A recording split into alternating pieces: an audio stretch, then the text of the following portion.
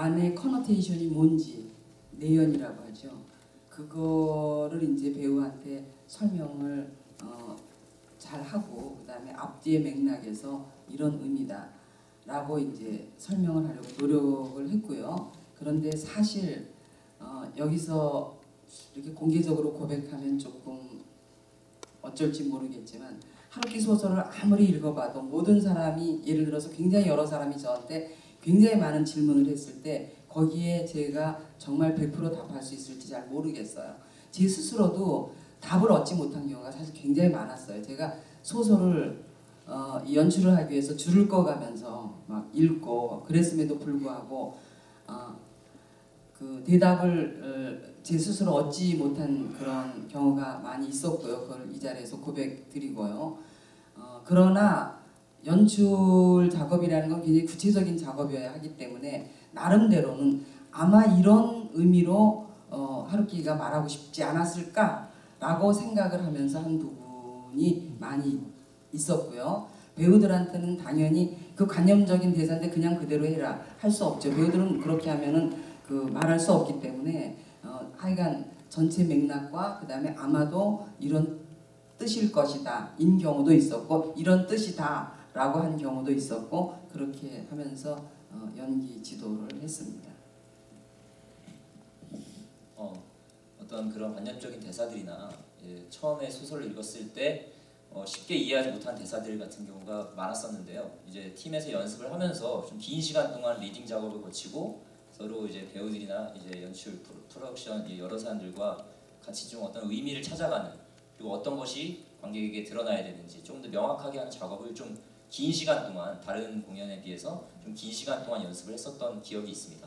그리고 이제 그 분석을 끝낸 후에 어떤 표현을 어떻게 할까에 대한 고민이 있었는데 어떤 부분은 뭐 배우로서 아니면은 그 인물로서 느껴지는 어떤 감정대로 이제 보여드릴 때도 있지만 어떤 부분은 그냥 그대로 배우의 감정을 드러내는 것보다는 예를 들면 나레이션이라든지 아니면 굉장히 무덤덤하게 표현함으로써 관객들이 그 대사는 이런 대사다라고 저희가 강요하는 게 아니라 그 관객들 스스로 어떻게 보면 잘 느낄 수 있는 그런 부분들을 곳곳에 잘 효율적으로 연습을 했었던 것 같습니다. 네, 저는요 제 역할을 맡게 된 게 김미애 선생님이 이 작품을 번역을 하셨어요. 번역을 하셨는데 번역하면서 나카타라는 인물이 저를 떠올리면서 번역을 하셨다는 그런 얘기를 들었습니다. 감격스럽게도. 근데 이제 대본을 안 보여주셨어요. 처음에. 왜 안 보여주냐면 소설만 읽으라고. 소설을 읽어보니까 굉장히 매력적인 인물이더라고요.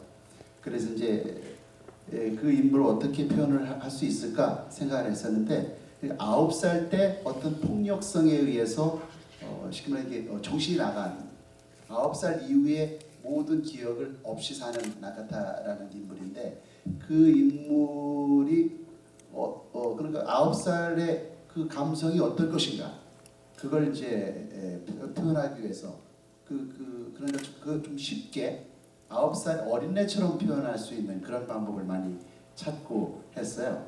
그래서 이제 그게 관객들한테 편안하게 다가가면서 어떤 메타포에 대한 인식을 즐겁게 생각할 수 있게끔 그런 노력을 했습니다. 그리고 저는 이 하루키 작품의 인물이 저는 어떤 그 캐릭터가 정확하게 어떤 인물이다라고 딱 규정하기가 굉장히 어려웠습니다. 왜냐하면 저는 그렇게 생각하거든요. 하루키 인물들은 어떤 인생을 살고 있는 어떤 사람의 임무를 수행하는 어느 한 객체일 수도 있고 무의식일 수도 있고 또 어떠한 그런 어떤 그 수행자일 수도 있다라는 생각을 갖고 연기를 했습니다. 그래서 각자의 인물이 이 사회에서 어떤 몫으로 어느 인간한테 도움을 주고 또 그 인간을 통해서 어떻게 바뀌고 이런 관계들이 이 작품이 굉장히 중요한 생각이 아닌가. 무라카미 하루키 선생의 그런 생각들이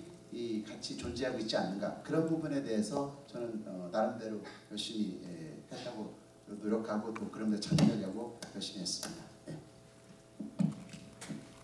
네. 자.